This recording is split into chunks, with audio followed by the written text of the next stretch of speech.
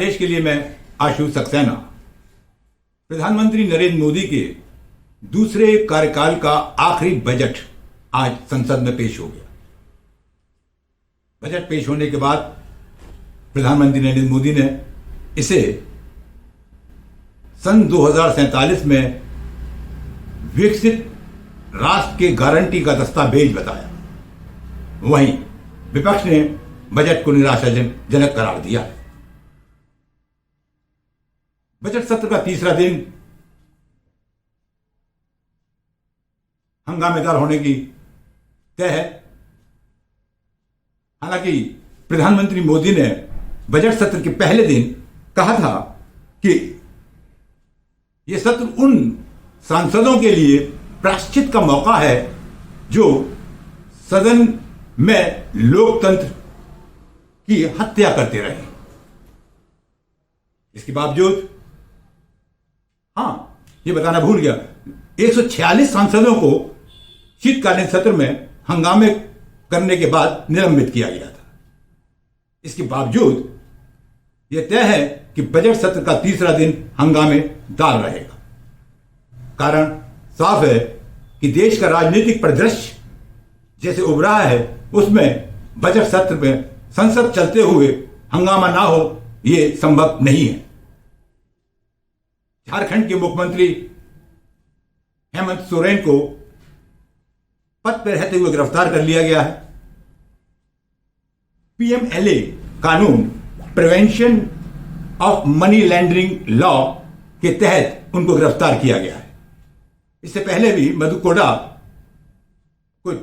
जो झारखंड के ही मुख्यमंत्री थे, वो भी इसी कानून के तहत गिरफ्तार किए गए थे।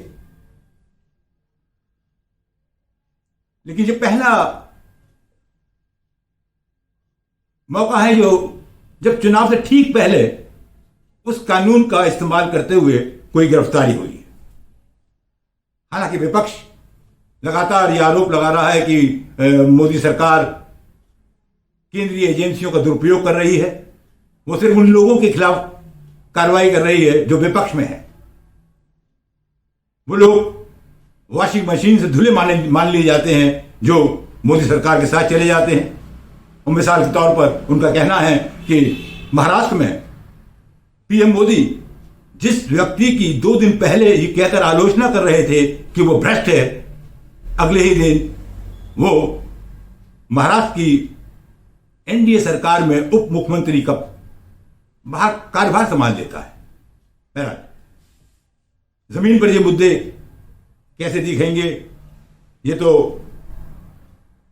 चुनाव नतीजों के बाद ही तय होगा। लेकिन अब यह तय है कि इन तमाम मुद्दों पर ही अगला जनादेश आने वाला है। राम मंदिर उद्घाटन के बाद पीएम मोदी की जो रणनीति है, उसके बाद ऐसा नहीं लगता कि वो इस बात को लेके बहुत आश्वस्त हैं कि सिर्फ राम मंदिर उद्घाटन से ही कोई नैया पार होने वाली है। अगर आप बहुत ध्यान से देखेंगे तो जो माहौल देश में बनाया गया है वो ऐसा है कि साम दाम दंड भेद, चारों यानी कि विपक्ष को निस्नाबूद कर दिया जाए, उन लोगों को गिरफ्तार कर लिया जाए जो प्रमुख विपक्ष हैं। वहीं देश में सांप्रदायिक यानी कि ध्रुवीकरण की कोशिश भी बदस्तूर जारी है। जैसे अचानक आप देखेंगे कि अयोध्या में रामलला का प्रवेश हो जाने के बावजूद अचानक मथुरा और काशी गरमा गए। कल ये खबर आई कि काशी में ज्ञानव्यापी मस्जिद के उस तहखाने में पूजा अर्चना की इजाजत मिल गई है, जहां 1993 तक पूजा अर्चना होती थी। 1993 तक अगर पूजा अर्चना होती थी तो साफ है कि तब तक कोई इस देश के अंदर ऐसा माहौल नहीं था। सद्भावना के तहत वहां पूजा अर्चना होती थी, जो परंपरा थी वो चली आ रही थी। लेकिन अचानक ऐसा 1993 में क्या हुआ? जाहिर है कि बाबरी मस्जिद की घटना के बाद देश का ऐसा माहौल रहा होगा 93 में कि उस जगह को सील या प्रतिबंधित करना पड़ा हो। अगर उसको कोर्ट ने खोल दिया तो कोई ऐतराज नहीं होना चाहिए, लेकिन इसको गरमाया किस अंदाज में जा रहा है, वो सोचने की बात है। क्या भारत सरकार ने जो 1992 में एक कानून लागू किया कि यथास्थिति बरकरार रहेगी, और अयोध्या के फैसले में सुप्रीम कोर्ट ने उस कानून को जारी रखने के बारे में बात कही है, क्या इसके इतर कोई कार्रवाई होने जा रही है? क्या मोदी सरकार ये संदेश देना चाहती है कि इन दोनों के लिए या तो वो देश के कानून में परिवर्तन लाएंगे या वही रणनीति अख्तियार करेंगे जो अयोध्या में थी?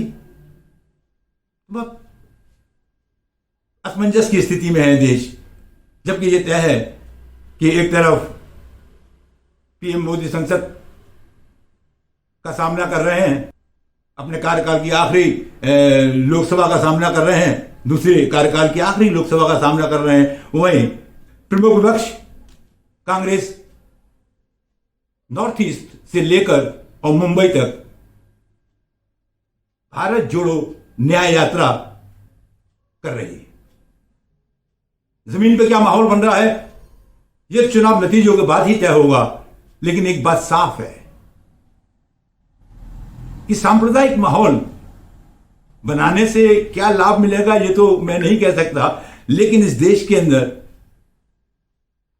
भारतीय जनता पार्टी को अगर की हार सिर्फ इस बात पर तय है कि उसके पक्ष और प्रतिपक्ष में हिंदू कितने हैं।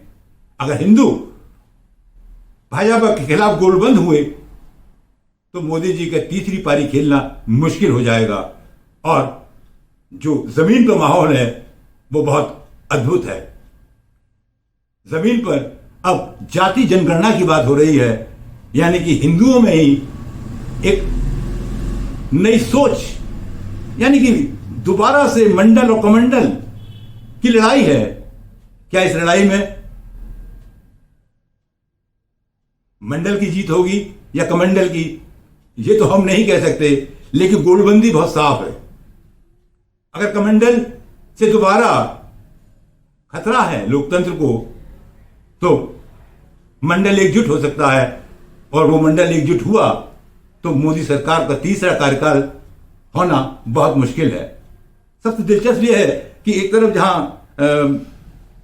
जिला अदालत के फैसले के बाद काशी में बाबरी मस्जिद के तहखाने में